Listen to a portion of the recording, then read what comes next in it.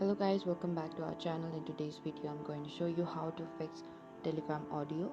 First of all, you need to check your volume settings. Simply pull your volume up to the 100% and ensure that the device's volume is turned up and not muted. Also check if the volume within the Telegram is adjusted properly. You can also restart your Telegram app. After you open it, you can simply close it off,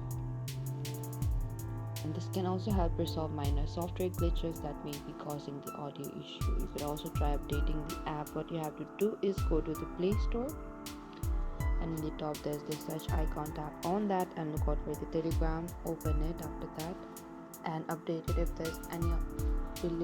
there's any updates available, and make sure you are using the latest version of the Telegram app. Developers often release updates to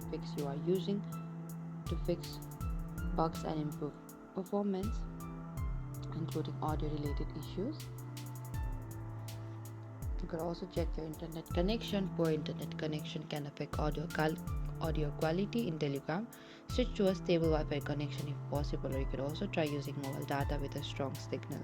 And this is it guys. Thank you for watching this video. I hope I could help you on how to fix Telegram audio issue. Do not forget to like, subscribe and hit the bell notification icon for more upcoming uploads.